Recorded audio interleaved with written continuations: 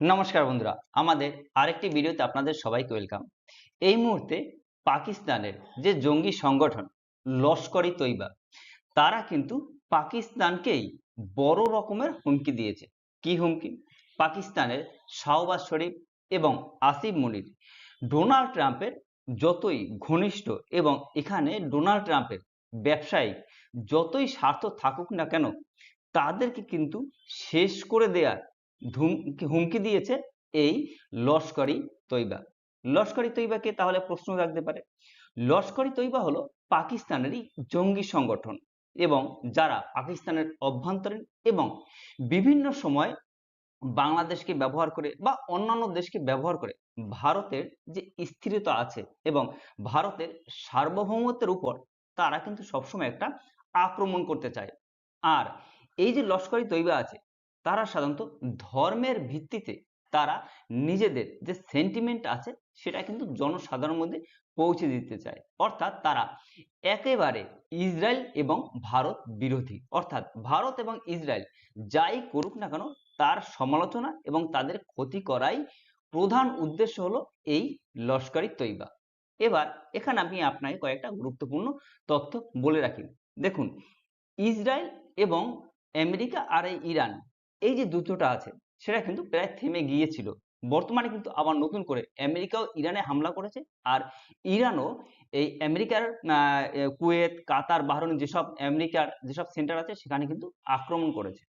এবার এই যুদ্ধ যখনই থেমে যাবে, তারপর কিন্তু ইসরায়েলের নেক্সট টার্গেট হবে পাকিস্তান এবং তুর্কি। পাকিস্তান এবং এই তুর্কির অ্যালায়েন্স যে নতুন তারা চুক্তি করেছে বা যাই করুক না কেন, তা কিন্তু তারা ইসরায়েল কোনো মতেই ভালোভাবে নেবে না। এই ইসরায়েলের কথা মতোই কিন্তু আমেরিকা এতদিন চলে এসছে এবং ভবিষ্যতেও চলবে, এটা এক প্রকার স্থির। অর্থাৎ নেক্সট ইসরায়েলের টার্গেট হবে কিন্তু পাকিস্তান এবং তুর্কি। দেখুন, এবার আপনার মনে হতে পারে যে নেতানিয়াহু যে এতটা আগ্রাসন, নেতানিয়াহু যদি না থাকে তার তো যখন প্রধানমন্ত্রী ক্ষমতা চলে যাবে তারপর তো এই যে আক্রমণ বা এটা অনেকটা কমে আসতে পারে। কিন্তু না, ইসরায়েলের পরবর্তী যে প্রধানমন্ত্রী হবে নাফতালি বেনেট, তিনি কিন্তু এই নেতানিয়াহুর চেয়েও 10 গুণ বেশি আগ্রাসন, মানে যেটা আমরা সাধারণত প্রধানমন্ত্রী মোদী এবং আমাদের উত্তরপ্রদেশের মুখ্যমন্ত্রী যোগী আদিত্যনাথকে বলা হয় যে মোদির থেকেও তিনি অনেকটা অ্যাগ্রেসিভ, ঠিক সেই রকম কিন্তু এই নাফতালি বেনেট কিন্তু নেতানিয়াহুর চেয়েও আরো বেশি অ্যাগ্রেসিভ। এবার দেখুন কি হতে পারে এর ফলে, এবং এই মুহূর্তে পাকিস্তানের কিন্তু অস্তিত্ব প্রায় বিলুপ্তির পথে। কেন? তার কারণ হলো পাকিস্তান এবং আমেরিকা যতই ডোনাল্ড ট্রাম্প মুখে ফ্রেন্ডশিপ করুক না কেন বা বলুক না কেন, পাকিস্তান কিন্তু এক প্রকার ইউএস এর কাছে বন্দী হয়ে আছে। কেন?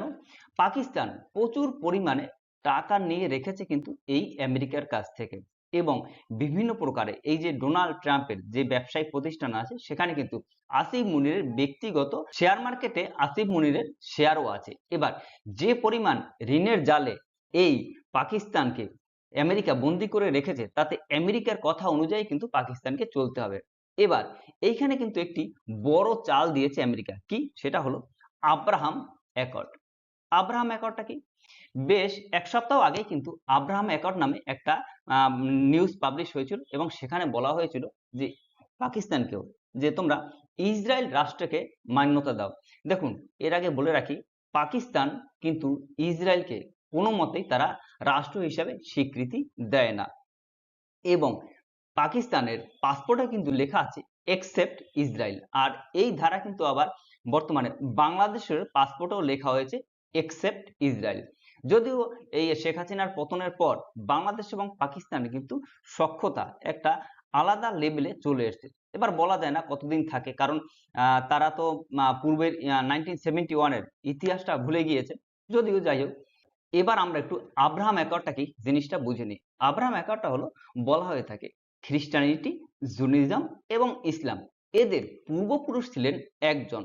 সেই জন্যই এই যে জুইস পিপল আছে যারা সাধারণত ইসরায়েলে থাকে, এবং এদেরকেই বলা হয়েছে থাকে যে মুসলিম যারা, তারা যেহেতু এক, তাই মুসলিম যেসব দেশ আছে তারা ইসরায়েলকে স্বীকৃতি দিক।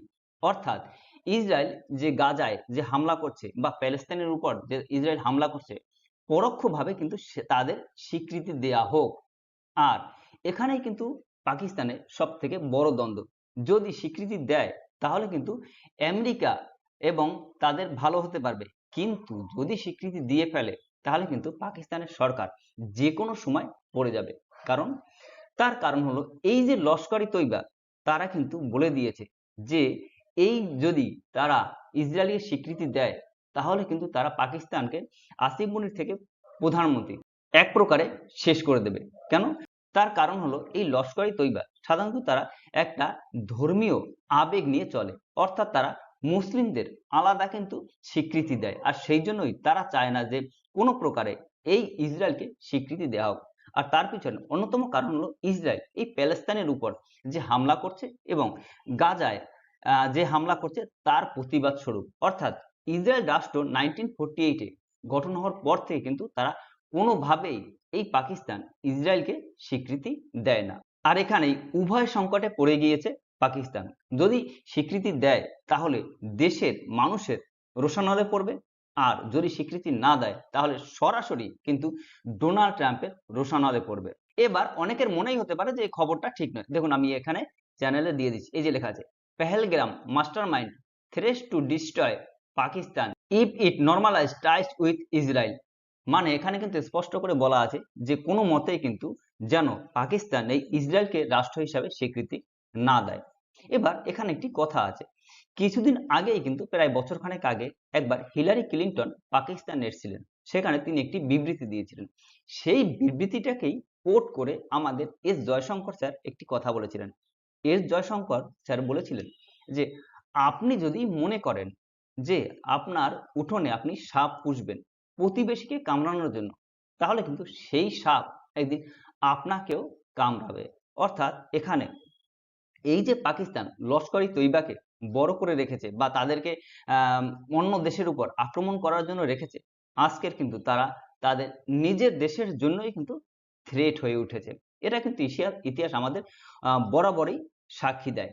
অর্থাৎ বুঝতেই পারছেন যে তারা কোন লেভেলে আছে, বড় রকমের থ্রেট দিয়ে রেখেছে এই যে পাকিস্তানের প্রধানমন্ত্রী এবং শাহবাজ শরীফকে। পাকিস্তান কিন্তু সম্পূর্ণভাবে চলে তাদের এই যে ধর্মীয় র্যাডিকালাইজেশন আছে তার উপর নির্ভর করে। তারা কিন্তু বিজ্ঞান, সাহিত্য বা দেশে শিক্ষার ব্যাপারে কিন্তু তারা যথেষ্ট গুরুত্ব দেয় না। এরা কি করে, জনগণকে সাধারণত এই ধর্মীয় আবেগ উস্কে দিয়ে সেখান থেকে কিন্তু বিভিন্ন প্রকার যাতে সরকার টিকে থাকে সেই ব্যবস্থাই করে। আর একটা জিনিস মনে রাখতে হবে যে আমেরিকার যে সরকারই আসুক না কেন, তারা কিন্তু সবসময় এই আমেরিকাকে সাথে নিয়েই চলতে চায়। ব্যতিক্রম যে থাকে সে কিন্তু জেলে, যেমন ইমরান খান। ইমরান খানই কিন্তু এই আমেরিকা থেকে দূরে সরে যেতে চেয়েছিল, যার জন্য কিন্তু তাকে আজকে জেলে যেতে হয়েছে। উদাহরণ হিসাবে আমরা বাংলাদেশে শেখ হাসিনাকেও ধরতে পারি। সেন্ট মার্টিন দ্বীপ না দেওয়ার জন্যই কিন্তু আজকের বাংলাদেশে যে পরিস্থিতি, তার জন্য কিন্তু আমেরিকাও অনেকাংশে দায়ী। আর এই যে মোহাম্মদ ইউনূস, সে কিন্তু একজন আমেরিকারই সিআই এর এজেন্ট। এবার প্রশ্ন হতে পারে এইগুলো আমরা কেন জানবো? দেখো, তোমরা যারা ডব্লিউবিসিএস কিংবা ইউপিএসসি দিতে চাও তাদের জন্য ইন্টারন্যাশনাল যে রিলেশনশিপের পেপার আছে সেখানে কিন্তু এই ইন্টারন্যাশনাল সিকিউরিটি সম্পর্কে বিশেষ তথ্য জানার দরকার আছে। আর যারা পরীক্ষা দেবে না তাদেরও কিন্তু ইন্টারনাল সিকিউরিটির জন্য তাদের জানা আছে। কারণ আজকের যদি বাংলাদেশ, পাকিস্তান, নেপাল, ভুটান, মায়ানমার বা ভারতের প্রতিবেশী দেশগুলোর উপর যে কোনো প্রভাব তার কিন্তু কিছুটা ইম্প্যাক্ট হলে আমাদের দেশে পড়ে। আর এই জন্যই কিন্তু এটা এতটাই ইম্পর্টেন্ট। এই যে দেখতে পাচ্ছেন এখানে কিন্তু আমি দিয়ে দিয়েছি we will destroy Lashkar-e Taiba one Pakistan against recognition.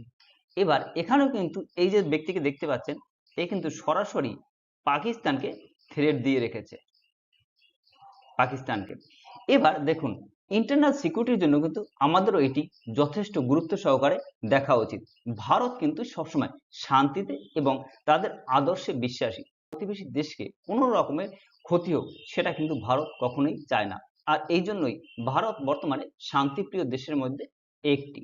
এবার আপনার মনে হতে পারে এই আমেরিকা কেন ইসরায়েলের কথাই সবসময় চলে। দেখুন এই ব্যাপারে আমি আপনাকে একটি গুরুত্বপূর্ণ তথ্য দিচ্ছি। ইসরায়েলের লবি এতটাই স্ট্রং যে আমেরিকার যেই প্রধানমন্ত্রী বা রাষ্ট্রপতি থাকুক না কেন, সে কিন্তু ইসরায়েল কথা মতে চলতে বাধ্য। আপনারা নিশ্চয়ই এপস্টাইন ফাইলের কথা শুনেছেন। দেখুন, এপস্টাইন কে ছিলেন? সে ছিলেন কিন্তু বলা হয়ে থাকে সে একজন কিন্তু এই ইসরায়েলেরই লোক ছিলেন, এবং বলা হয়ে থাকে যে তিনি কিন্তু এই আমেরিকার বিভিন্ন প্রেসিডেন্ট বা বিভিন্ন বড় বড় যারা ব্যক্তি আছেন তাদের কিন্তু এক প্রকার ফাঁসিয়ে রেখেছেন। এবং বলা হয়ে থাকে এই এপস্টাইন ফাইলে ইনি কিন্তু সাধারণত একজন জুইস পিপল। অর্থাৎ এখানেই বুঝতে পারছেন যে আমেরিকা এই ইসরায়েলের লবিটা কতটা স্ট্রং। বর্তমানে ইরান যুদ্ধ কিন্তু ইসরায়েল কোনো মতে থামাতেই চায় না।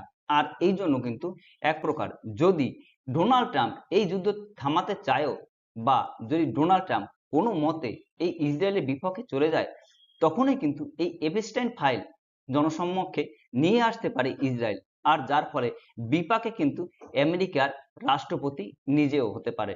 এই জন্যই কিন্তু বিভিন্ন প্রকার ঋণের জালে কিংবা অন্যান্য ভাবে এই পাকিস্তান কিন্তু আমেরিকার কাছে বন্দী হয়ে আছে। অর্থাৎ এখানে যদি এই ইসরায়েলকে স্বীকৃতি দেয়, তাহলে কিন্তু সরাসরি লস্কর-ই তৈবার টার্গেট হয়ে যাবে পাকিস্তান।